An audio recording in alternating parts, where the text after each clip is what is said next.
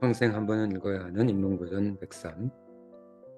19번째 책은 헤르만 헤세의 데미안이 되겠다.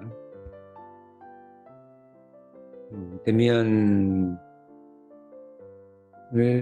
모르는 사람은 별로 없을 텐데 막상 데미안을 깊이 읽어본 사람도 많지 않은 것 같아.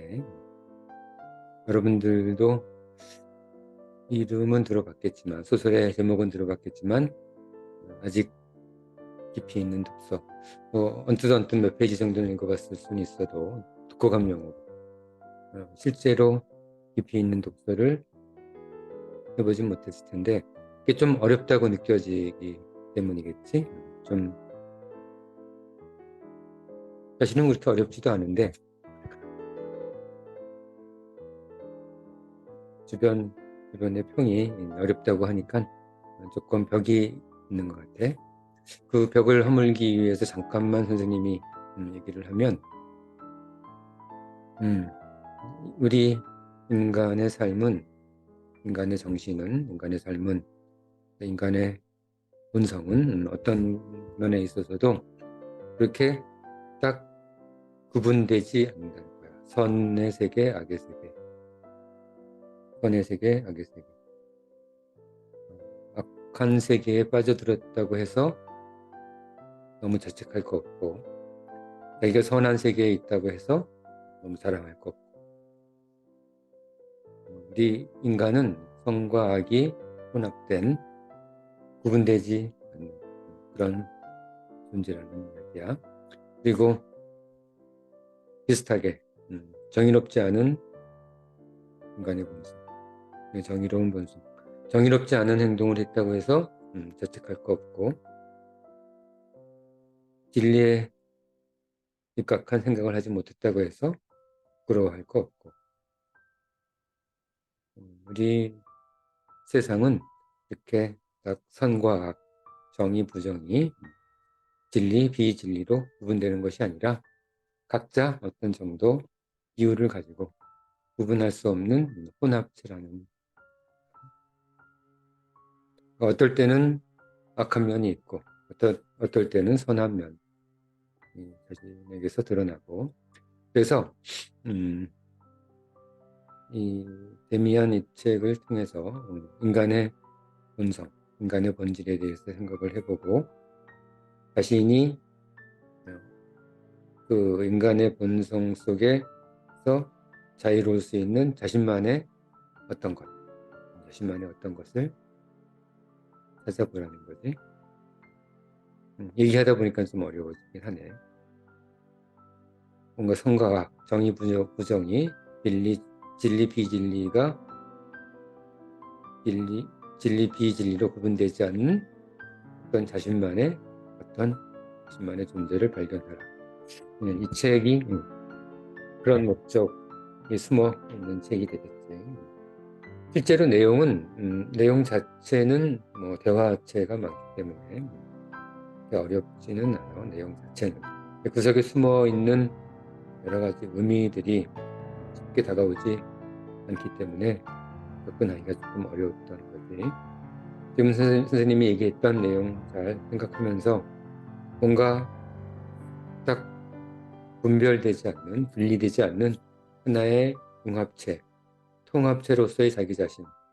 근데 단순한 통합체, 융합체가 아니라 나 자신의 독특한, 저 사람은 어떤 또 다른 융합체, 통합체, 또 나는 또 새로운 융합체, 통합체, 자신의 어떤 새로운 통합체를 발견하려는 생각을 가지고 책을 한번 집중해서 읽어보면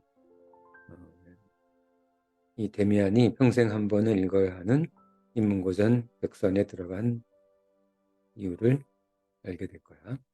내용은 소설이기 때문에 어렵지 않고, 그래서 선생님이 편안하게 읽을 테니까 내용을 보면서 선생님이 얘기하는 것을 바탕으로 자신의 존재를 한번 형성해 보도록 해보자.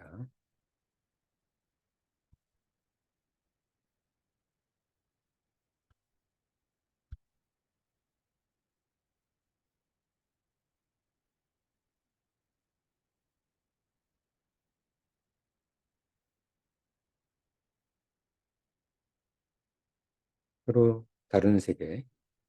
아늑한 고향이 있는 작은 학교에서의 경험에서 이야기를 시작하겠다. 나는 당시 10살이었다. 한국 나이로 하면 12살 정도 되니까 5학년, 4학년, 5학년 정도, 5학년 정도 되겠다. 그 당시 선과 악 두 세계가 나와 섞여 있었다. 선생님이 서두에 얘기했던 그 얘기가 나오고 있다.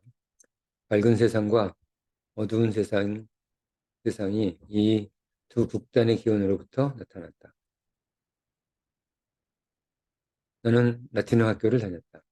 시장의 아들들과 산림청 직원의 아들은 나와 같은 수업을 받았기 때문에 때때로 집에 놀러 왔다.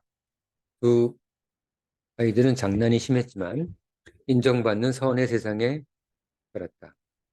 그럼에도 불구하고 나는 평상시에는 무시하던 이웃의 초등학생들과도 어울리고 있었다. 초등학생 친구 중 하나의 이야기에서 내 이야기를 시작해야 할 것 같다. 자, 이렇게 소설이 시작된다. 내가 10살 때 방과 후였다. 나는 이웃 아이들과 어울리고 있었다. 그러나 나보다 나이가 많은 소년이 와서 같이 어울렸다. 그는 사나운 것으로 유명했고, 불량 소년이었지. 몸이 단단한 소년이었고, 나이는 12살 정도였다. 그는 영복점 재단사 상점의 아들로서 초등학생이었다. 그의 아버지는 항상 술에 취해 있었고, 온 가족은 나쁜 평가를 받았다. 나는 이 프란츠 크로머를 잘 알고 있어 겁이 나기도 했기 때문에 그가 같이 노는 것을 좋아하지 않았다. 프란츠는 이미 어른 같은 몸짓을 했고 그의 겉모습이나 발걸음, 말투는 공장의 젊은 직원들과 비슷했다. 우리는 프란츠의 명령에 따라 다리를 지나 냇가로 내려가 다리의 첫 기둥 뒤에 숨어 사람들의 시선을 피했다. 다리의 아치형 벽과 천천히 흐르는 시내 사이의 좁은 겨울 기슭에는 유리조각, 녹슨 철사 및 더러운 쓰레기가 많이 있었다. 우리는 프란츠의 지시에 따라 괜찮은 것을 찾아서 프란츠에게 보여줘야 했다. 그런 다음 프란츠는 그것들을 확인하고 주머니에 넣거나 물에 던져버렸다.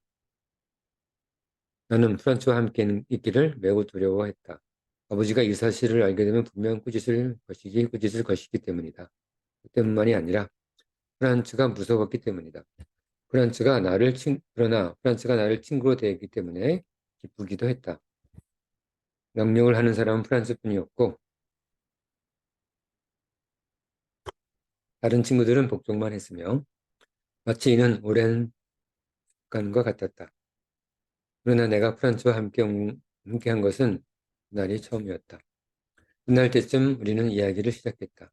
소년들은 초등학생들이 할 수 있는 모든 종류의 모험담 또는 장난스러운 놀이에 대한 이야기를 자랑스럽게 해댔다. 나는 침묵했다. 그러나 내가 조용히 있으면 다른 아이들의 시선을 끌고 크로모를 화나게 할까 걱정했다. 처음부터 두 친구는 나를 거들떠보지도 않고 크로모 편에 붙어 있었다. 나는 그들에게서 나는 그들에게는 다른 세상에서 온 인간이었다. 그리고 나는 내 옷차림과 태도가 그들에게 불쾌감을 주고 있음을 알 수 있었다.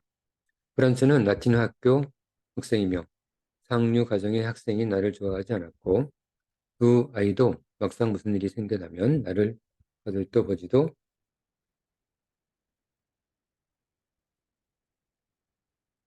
않을 것을 나는 잘 알고 있는 터였다. 마침내 불안해서 나도 말을 시작했다. 나는 큰 도둑질 이야기를 했고 그 주인공이 바로 나라고 했다. 나는 마을 구석에 있는 물레방앗간 근처 과수원에서 친구와 함께 사과를 훔쳤다고 말했다. 자, 거짓말을 뭐지? 있지도 않은 사실을 지금 불러대고 있다. 뭔가 영웅담을 꾸며낸 거지. 이야기는 순간적인 위험을 피하기 위해 꾸며졌지만 이야기가 진행됨에 따라 이야깃거리가 곧 떨어지고 더 어려운 입장이 될지도 모른다는 불안감이 나를 짓눌렀고 이를 피하기 위해 이런저런 종류의 방법을 시도했다. 이야기가 끝나고 아이들의 감탄과 어느 정도의 박수갈채를 기대하고 있었다. 그 정도라면, 그치? 그러나 다른 두 명의 아이들은 조용히 크로머의 대답을 기다렸다. 프란츠 크로머는 눈을 작게 뜨고 나를 쳐다보면서 무언가 위협하듯 물었다. 지금 말한 거 정말이냐? 물론이지. 나는 대답했다. 그런 거짓말은 털끝만큼도 없단 말이지. 그래, 거짓말은 전혀 없어. 맹세할 수 있겠어? 나는 무서웠지만 그렇다고 말했다. 프란츠는 이렇게 말하고 딴청을 부렸다.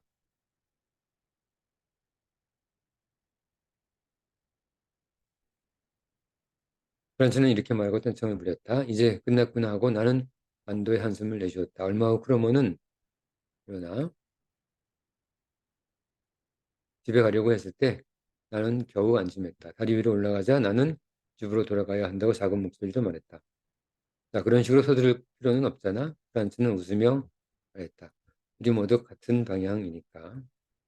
프란츠는 산책하는 것처럼 천천히 걸었다. 나는 도망칠 수는 없었다. 크로머의 발은 실제로 우리 집으로 향하고 있었다. 집에 도착했을 때 노쇠로 만든 두꺼운 손잡이야.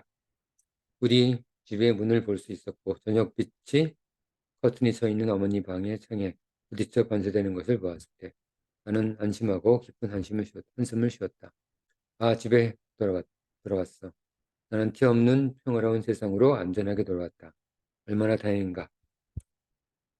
문을 열고 안으로 들어가자마자 양손으로 문을 닫으려고 하는데 그는 나를 프란츠 크로머는 따라 들어왔다.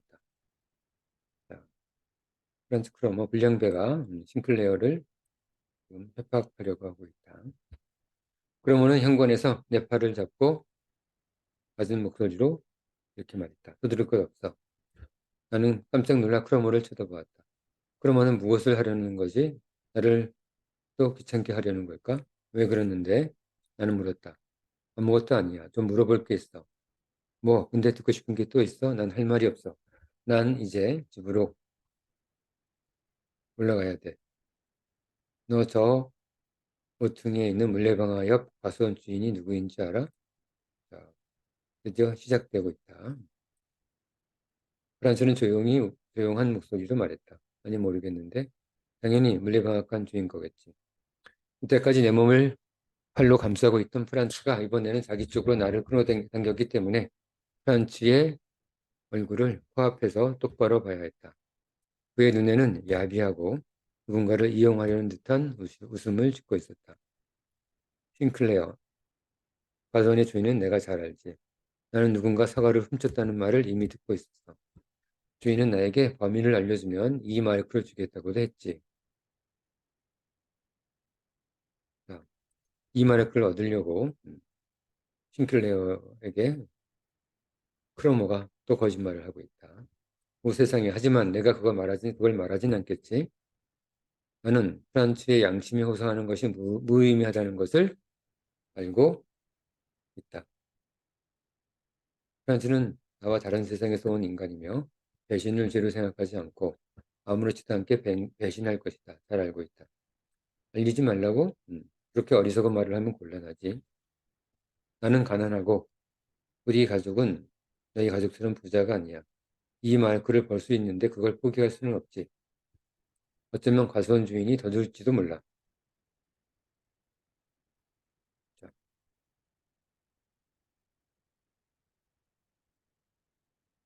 이 마이크를 달라고 협박을 하고 있다. 그런 미소를 지으며 나를 붙잡고 있는 손을 놓으면서 밀쳤다. 우리 집은 더 이상 평화와 안전의 향기가 나지 않게 되었다. 내 주변의 안전한 세계가 갑자기 무너졌다. 크로머가 나를 고발할 수도 있을 것이다. 나는 죄인이 된다. 우리 아버지에게 말할 수도 있다. 경찰이라도 오면 어떻게 하지? 두려움이 나를 위협했다. 실제로 도둑질하지 않았다는 변명은 더 이상 중요하지 않았다. 이게 뭐지? 어떻게 해야 하지? 눈물이 났다. 결국 나는 몸값을 지불하고 자유를 사야 한다는 것을 깨달았고 필사적으로 모든 주머니에서 무언가 찾으려고 했다.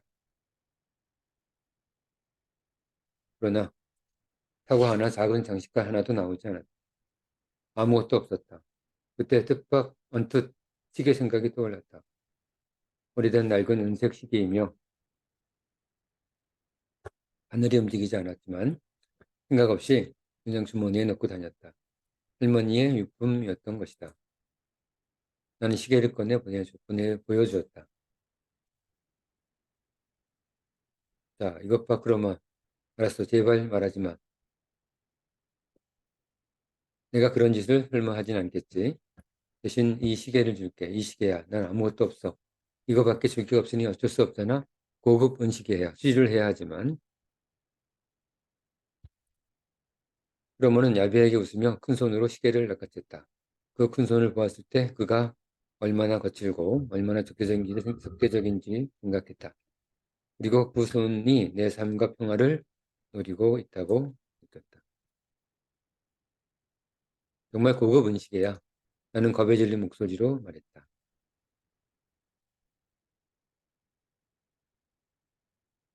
은시계 자꾸 하는데 그런 낡은 은시계는 아무 소용없어.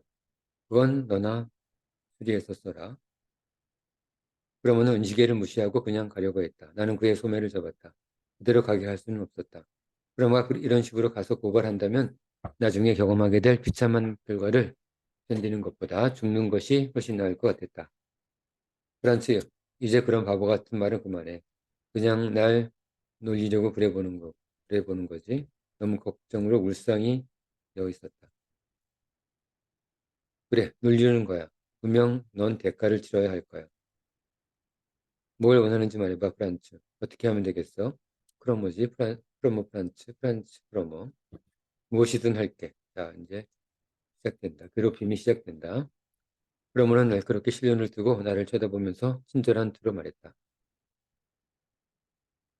자, 이게 본론이 되겠지. 아무것도 아니야. 나는 지금 이마르크를 얻을 방법이 있어. 그리고 나는 그것을 포기할 척 할 만큼 부자가 아니야. 그렇지? 그런데 넌 부자야. 그러니 나한테 이마르크만 주면 돼. 그러면 아무 문제 없을 거야. 뭐 그렇긴 하지. 너 또한 그 이유를 이해했다. 그러나 이마르크, 그건 나에겐 100마르크와 크게 다르지 않은 내가 절대 구할 수 없는 큰 돈이었다. 그 돈을 구할 가망이 없었다. 나는 돈이 정말 하나도 없었고 용돈을 받을 만한 시기도 없었다. 자, 이렇게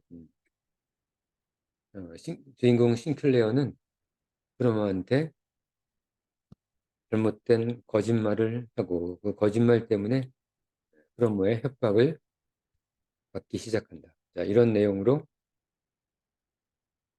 이야기는 지속될 거야. 자, 이렇게 쭉 하다가 새로운 국면을 맞게 된다. 새로운 국면.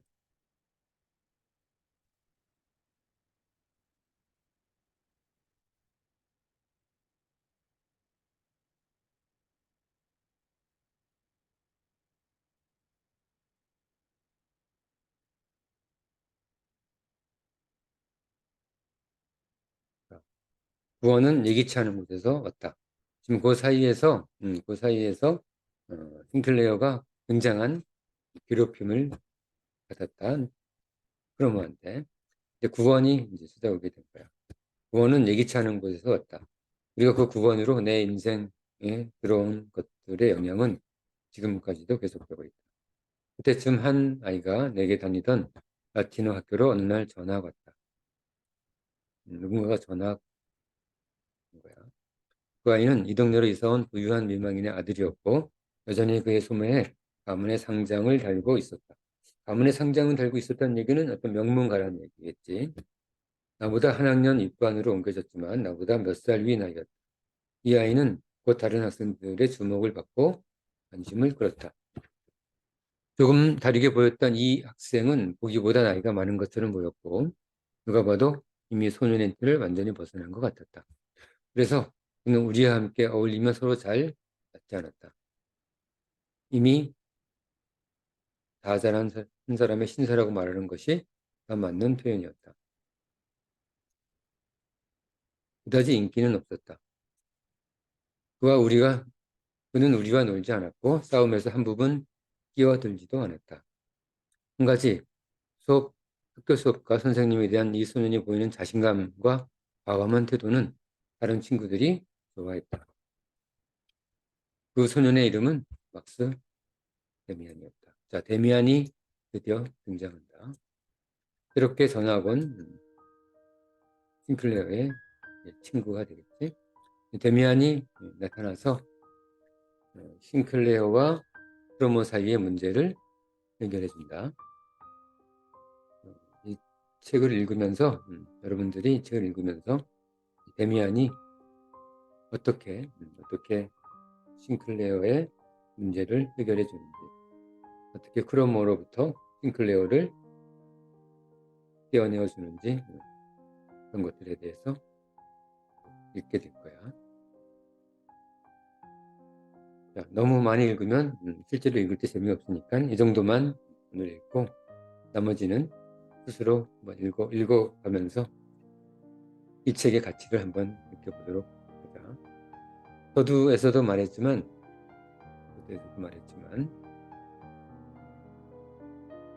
헤르만 헤세의 데미안은 우리가 선과 악 속에서 흔들리는, 선한 세계 속에서 악한 세계로 빠져들면서 흔들리고, 악한 세계에 있다가 선한 세계로 들어서면서 흔들리는 인간의 모습, 그런 모습들에 대해서 그리고 있고, 우리의 새로운 존재, 선과 악으로 구분되지 않는 새로운 존재, 카인과 아벨 얘기도 나오고, 신비로운 죄도 나오고, 그렇지? 그런 것들을 읽어가면서 우리의 새로운 존재, 선과 악, 정의와 비정의로 구분되지 않는 나 자신의 새로운 존재를 찾아가는 과정, 그 과정이 데미안이 되겠다. 이 데미안은 스스로도 선과 악의 세계에서 왔다 갔다 하게 되지. 그러면서 자신을 찾아가는 데미안, 싱클레어의 데미안이 아니라 싱클레어. 악한 생활도 하고 선한 생활도 하고 새로운 경험들을 해나가면서 자신의 본래 모습, 선과 악에 흔들리지 않는, 정의와 비정의에 흔들리지 않는, 진리와 비진리에 흔들리지 않는 자기 자신의 존재를 만들어 가도록 주장하고 있다. 자, 오늘 수업은 평생 한 번은 읽어야 하는 인문고전 백선 19번째 책으로 데미안을 공부했다. 자, 다음 시간에 또 다른 책으로 만나기로 하고, 자, 오늘 수업은 여기까지 하자. 자, 오늘 수업은 여기까지.